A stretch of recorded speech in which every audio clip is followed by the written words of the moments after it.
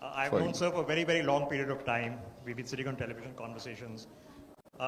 Very clear and forthright.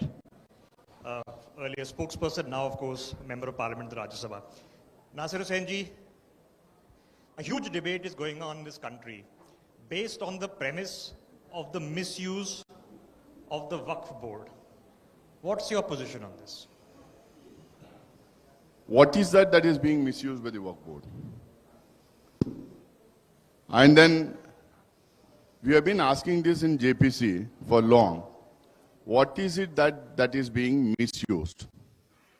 The entire Waqf amendment bill has been brought and based on the misinformation that has been spread by the BJP ecosystem in this country. Look at the accusation. They say that Waqf board can take away any land by just claiming it is their land. Can, in any democratic country, there can be a law through which any organization can claim any land as its own without relevant papers or without relevant documents. They say Waqf has 9 lakh acres of land, 10 lakh acres of land. I would say that 85% of Indian villages or 90% of Indian villages, there are Muslims. So wherever there are Muslims, there will be a masjid, there will be a qabristan, there will be a dargah, there will be a Eidgah. Donated by someone or the other at some point of the time. So obviously there will be land. According to the proportion of the communities that are living in this country, there will be their religious places. There will be their properties belonging to religious places. So I think the kind of information that the misinformation that is being spread, that is something which we need to counter. Secretary, but does the Waqf in principle have the powers to acquire or claim land regardless of private property or public property anywhere in the country? See, Waqf board doesn't have any power to register any land as its land, number one. First of all, Waqf board in this country doesn't have even an inch of land which they can say it is theirs. All these properties or lands belong to a particular institution or a particular Waqf in a particular place. They don't belong to the Waqf board. Waqf board is only a supervising board kind of a thing or a custodian of these properties. They don't own any land. One. Two, every inch of land in this country can be registered only by the revenue authorities. It cannot be registered by the Waqf board. So what are the cases then? Are we mistakenly assuming things when, for example, in Kerala, we heard a case of the Waqf board unilaterally claiming land? Is this an assumption or are these anecdotal cases only? See, that is what, no? In that particular case, I am told that there is a judgment of the court which says that land belongs to the Waqf. I would like to explain here. See, in many of the states, especially in Karnataka, in Telangana, Tamil Nadu and all, there were acts like Land Reform Acts were there, Inam Abolition Acts were there, Land Sealing Acts were there.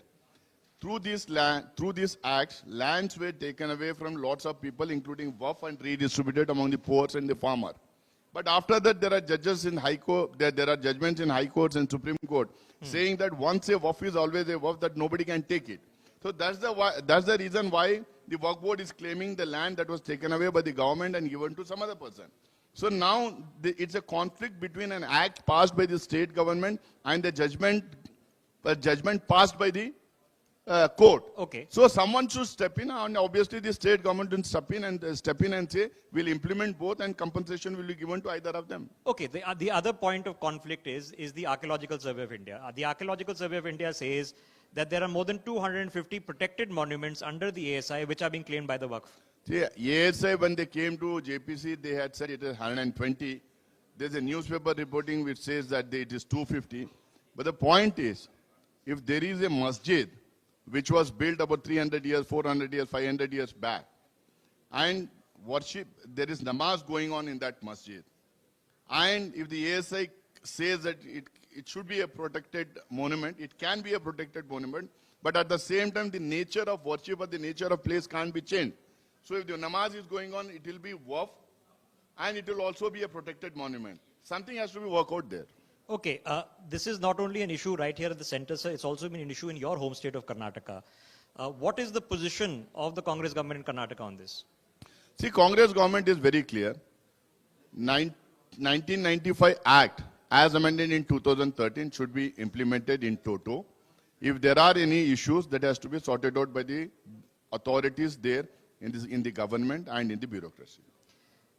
In the end, sir, if there is an assumption being made that we want to take away governance or government, whether at state and center, from religion, when it comes to both Hindu institutions, temples where government rules, the Waqf you mentioned also has representation from government. Is government's business to be running religious institutions or religious properties? See, no, it is not solely government business to run the religious institutions, but at the same time, there should be some sort of a monitoring by the government. It should be basically a democratic body. There should be elected people in that. There should be domain in-charges, domain specialists in that. There should also be government representatives to oversee as to what is happening there. Number one. Number two is that there is this misinformation being spread that there is only Waqf board, there's nothing else for the Hindu community, nothing else for the Jain community. I think almost all the communities have some sort of an administrative structure in some form of the other.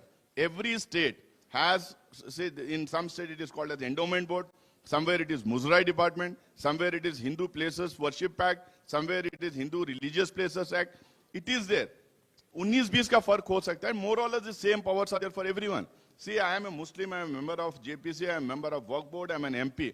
I would say, let there be similar powers or similar provisions to all the boards of all the communities, and let them have the freedom of governing their own religious institutions. Okay, I know our time is limited, sir, but you are a member of the JPC. The JPC has asked the Karnataka Yogalukta to submit a report on Waqf properties. Should it? No, all boards in the country have been asked to, we have given them a list of queries. We have asked them to give us as to how many registered Waqf properties are there, how many unregistered are there, how many properties encroachment is there, how many has been sold out or taken away, how many disputes are there. I think most of the states have given that, some of the states are yet to give. And that will be one good information for the JPC to have an idea as to how many disputes are there, and disputes with whom. What is the nature of dispute is also very important, because if this kind of an information is being spread that Waqf versus Muslim versus Hindu, Waqf is taking away Hindu land, Waqf is taking away that community's land and all. I think I would say I've been a member of Karnataka State Board of Waqf for the last 6 years. 99% of the cases of the Waqf board are either with the Muslims themselves or with the government. Okay, but there remains a perception which you are saying is being created by one particular party, but we'll have to see how it goes. Nonetheless, you're a member of the JPC itself. 200%, I would like to say this is the misinformation that is being created by the ecosystem of the Sangh Parivar and the BJP, only to polarize, to divide, and create an environment where they want to say, see, Congress or the other parties didn't have the guts to do this. This is what we are doing. This is what we are doing. Okay. The entire amendment, I would once again like to assert here, that is being brought on the basis of the misinformation that has been spread in this country through social media and the electronic media to polarize and to divide the country into different Mr. elections. Thank Jagdambika you so Pal, much. who's chairman of the JPC, will be sitting with us this evening for a contrarian point of view. Nonetheless, Syed Nasir Hussain, thank you very much for joining us. Thank you, Gulati. Thank you so much, Mr. Nasir Hussain, for taking our time for this. I request Kartikeya Sharma ji to please present a token of our appreciation to Mr. Syed Nasir Hussain.